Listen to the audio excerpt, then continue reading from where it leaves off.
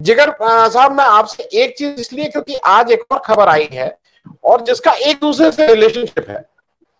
तीस्ता सीतलवाद की आज जमानत, जो उनका एक केस था, मैं दर्शकों को बता दूं, उनका एक लंबा केस चल रहा था, उस पर निर्णय नहीं आ रहा था, तो सुप्रीम कोर्ट गई थी, जिन्होंने एक इंटरिम जमानत उनको दी थी पिछले सितंबर 2022 में। उनका जो रेगुलर जमानत का केस था हाई कोर्ट में, उसको आज खारिज हो गया। उनको कहा गया है कि आप तुरंत सरेंडर करिए और जेल जाइए। उन्होंने आग्रह किया था कि भाई मैं 1 साल से बाहर हूं, मुझे 30 दिन का समय और दिया जाए जिससे मैं इस केस के अगेंस्ट अपील कर सकूं, जो जनरली दे दिया जाता है। और जो मुख्य रूप से उनके ऊपर आरोप है वो विसिल ब्लोअर का है। अब उसमें धाराएं तो बनाने का होता है। ये जो जिगर दोषी साहब, तीस्ता सीतलवाद के, मैं सिर्फ इस केस की बात कर रहा हूं, वो बाकी क्या करते हैं क्या नहीं करते हैं, मैं उसमें लोगों का विश्वास नहीं उठ जाएगा किसी की मदद करने का, क्योंकि तीस्ता सीतलवाद अपने घर के खेत के लिए, अपने घर के लड़के के लिए, अपने घर की लड़की के लिए केस नहीं लड़ रही थी। वो एक इंसानियत का केस लड़ रही थी, बिल्किस बानो के उसमें लड़ रही थी। थोड़ा जिगर साहब एक तो इस पे बताइए, क्योंकि ये भी जो आप जहां से आ रहे हैं वो महात्मा गांधी जिसने सत्य को ईश्वर के बराबर बनाया था, उस धरती से आप आ रहे हैं और उसी धरती से झूठ को अब ईश्वर दर्जा देने की कोशिश की जा रही है। जिगर साहब। जी सर, बिल्कुल। नमस्कार सर। मुझे आज की तारीख में अब ये लग रहा है कि जैसे सत्य के लिए हम एक नाम हमेशा जहन में रखते हैं हजारों वर्षों से, कि अगर कोई सत्यवादी है तो उसे हरीशचंद्र कहा जाता है, उस नाम की उपाधि से संबोधित किया जाता है। तो मुझे लग रहा है अब आज की तारीख में अगर कोई झूठ बोल रहा है तो उसे भी एक नाम दिया जाएगा। वो मैं बस सिर्फ नाम ले नहीं रहा हूँ, बाकी आप और मैं, हम सब समझदार है कि उसे किस नाम से अब आज की तारीख में बुलाया जाएगा और आने वाले वर्षों में भी बुलाया जाएगा। तो ये जो सारी बातें, ये जो हम डिस्कशन कर रहे हैं, उसमें बहुत सारी बातें वरिष्ठ लोगों ने बताई और मैं उससे बिल्कुल सहमत हूँ कि झूठ का एक जो प्रचार जिस तरीके से आडंबर खड़ा कर दिया है और जिस तरीके से लोगों को, जनता को सम्मोहित कर दिया गया है कि अगर आप झूठ बोलेंगे तो आप सक्सेसफुल होंगे, आप झूठ बोलेंगे तो आप जीवन में आगे बढ़ेंगे, आप झूठ बोलेंगे तो बड़े पदों पर बैठेंगे। तो ये पूरा, इसको मैं जनरेशनल डैमेज कहता हूँ। एक पीढ़ीगत जो क्षति की है बीजेपी ने, वो बहुत बड़ी क्षति की है। आज की तारीख में जो व्हाट्सएप यूनिवर्सिटी के द्वारा सारे लोगों के दिमाग में गलत सलत न्यूज दिए जाते हैं, फॉरवर्ड किए जाते हैं, उसने बहुत बड़ा नुकसान हमारे युवाओं का, हमारी पीढ़ी का, हमारे देश की बच्चों का किया है।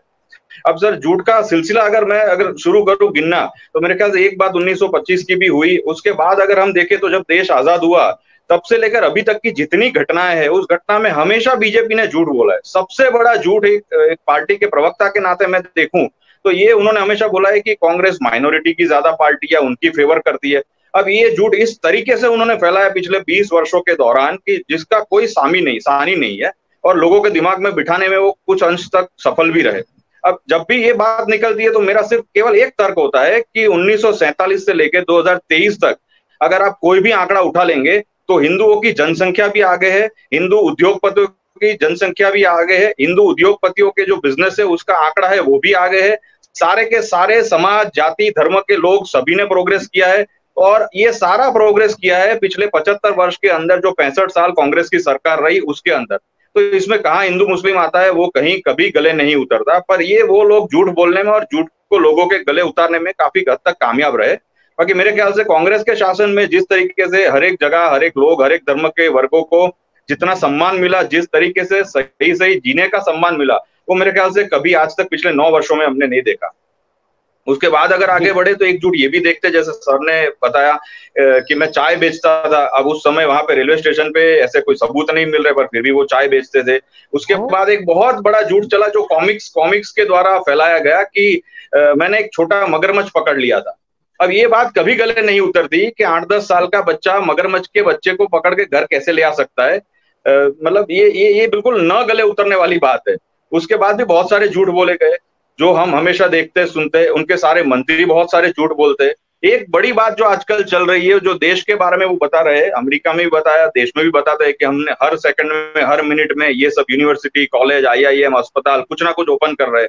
कल सर मैंने ट्विटर में एक क्वेश्चन डाला इसी बात को लेकर, बड़े नेताओं को टैग करके, जिसमें साफ साफ लिखा कि, और गोदी मीडिया को भी लिखा टैग करके ही, कि आप एक अहम सवाल का जवाब दीजिए कि मोदी जी जो हरी झंडी दिखाने जाते हैं वंदे मातरम ट्रेन को, और इतना बड़ा कार्यक्रम होता है, हजारों लाखों करोड़ों लोग देखते हैं, आप ऐसी बातें करते हैं, करोड़ों रुपए खर्चा होता है, तो 9 वर्षों में आपने जितने IIM, IIT, अस्पताल, एयरपोर्ट ओपन किए, खोले, कभी उसका कोई रंगारंग कार्यक्रम क्यों नहीं किया, उसकी कोई इवेंट क्यों नहीं की, उसको हरी झंडी दिखाते हुए आज तक हमने मोदी जी के इवेंट नहीं देखे। तो वो कहाँ है, वो उसका हमको डेटा दे दीजिए, हम अपने हिसाब से एड्रेस निकाल के वहां पहुंचकर देख लेंगे कि वाकई में ये धरातल पे ये चीज अवेलेबल है, ये जगह अवेलेबल है या नहीं है। इतना बड़ा झूठ इतने धड़ल्ले से बोलते, और झूठ की जैसे फैक्ट्री लग गई, इस तरीके से हम ये कह सकते हैं। सारे उनके नेता हो, सारे उनके जो ट्रोल आर्मी वगैरह है, वो सब कुछ झूठ बोलते हैं। इसके साथ साथ मैं एक बात और जरूर कहना चाहूंगा कि आज की तारीख में, जैसे सर ने आगे बताया, वो बात बिल्कुल सही है कि जैसे हम देखते हैं ना, कोई एक फिल्म का क्रेज होता है, कोई हीरो का क्रेज होता है, वो अपनी सारी अदाएं दिखा देता है, उसके बाद एक लिमिट आती है लोगों की, फिर लोगों को वो पसंद नहीं आता। अब इन्होंने भी अपनी दो चीज है वो हमेशा 9 वर्षों से दिखाई है, जिसको मैं 2 शब्दों में हमेशा बताता हूँ, हर एक बात बोलता हूँ। एक है मेरा दुखड़ा और एक है मेरा मुखड़ा। अब लोग उनके दुखड़े और उनके मुखड़े से बिल्कुल बिल्कुल बिल्कुल दूर हो चुके हैं। कि मैं चाय बेचता था 800 करोड़ के जहाज में आकर वो रैली में बोलते हैं, मैं ये करता था, मैं वो करता था, मेरे पास कपड़े अच्छे पहनने को नहीं थे, और आप दिन में 4-5 बार कपड़े बदलते। जब मोरबी का ब्रिज टूट जाता है, 150 लोग, उसमें 50 बच्चे मर जाते हैं, वो भी अपमृत्यु होती है, अननेचुरल डेथ, उसके बावजूद भी आप उसी दिन सुबह में आर्मी का कोट और उस टाइप का टोपी कैप लगा के आप भाषण देते और वहां ये बोलते हैं कि मेरा मन तो मोरबी में है। अब इस लेवल की जो असंवेदनशीलता है आज की तारीख में, हम वो मणिपुर में भी साफ साफ देख रहे हैं कि किस तरीके की असंवेदनशीलता है। कल वो दिल्ली यूनिवर्सिटी के कोई कॉन्वोकेशन प्रोग्राम में गए। अब यहाँ पर भी सर देखने वाली, गौर करने वाली एक बहुत बड़ी बात है कि ना दिल्ली यूनिवर्सिटी ने, ना ही PMO ने ऐसा कोई लिखा कि हमारे पुराने एल्यूमिनाई वहां आ रहे हैं, क्योंकि चूंकि वो दिल्ली यूनिवर्सिटी से पढ़े हैं तो ऐसा लिखना चाहिए हर एक जगह पे।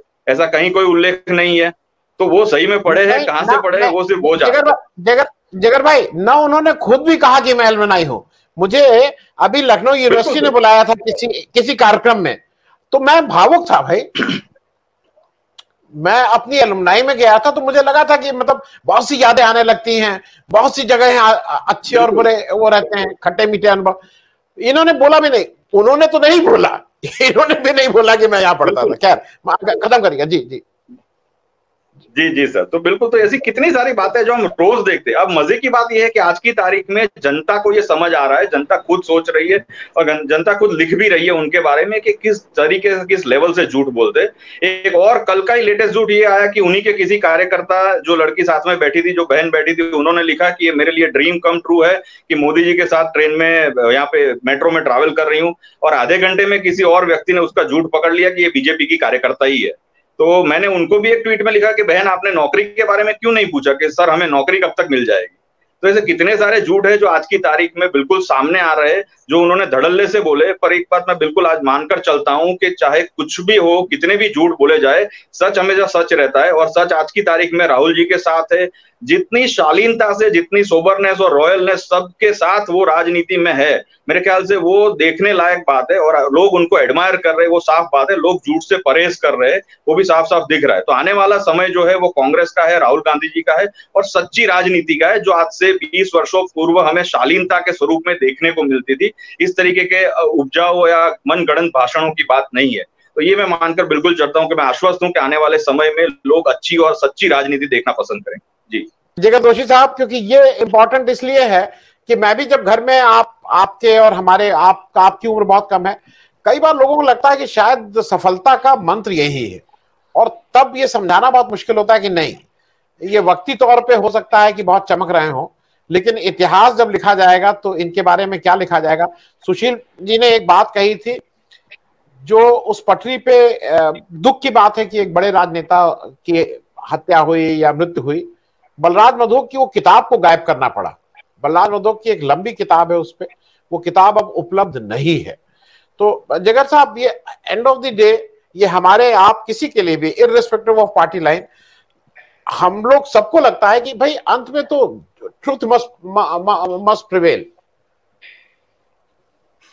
बिल्कुल सही बात है सर, मैं पहले दिन से ये मानकर चल रहा हूँ, और इसी वजह से मैंने कांग्रेस पार्टी भी ज्वाइन की है, और खासकर राहुल गांधी जी की प्रेरणा से कि सच एक दिन सामने आकर ही रहेगा। झूठ चाहे कितने भी आडंबर कर ले, वो झूठ नहीं टिकेगा, पहली बात। और दूसरी बात ये कहकर मैं खत्म करूंगा कि कितना भी आप झूठ बोल ले, अगर वो चल भी रहा है तो उसके जो पाप कर्म है वो किसी दिन जरूर भुगतने पड़ेंगे, भले आज नहीं तो कल, लेकिन वो स्पिरिचुअली अगर मानते तो भुगतने तो पड़ते ही है। चाहे बीजेपी के अभी के नेता नहीं भुगतेंगे तो उनके बेटे भुगतेंगे, बेटियां भुगतेंगी, परिवार भुगतेंगे, पर ये जरूर होगा। ये काल चक्र है, काल चक्र का पहिया घूमता है, और जब घूमता है और पिसता है तो बहुत बारीक पिसता है, और सच हमेशा निकल कर आता है, ये बिल्कुल मैं मानता हूँ।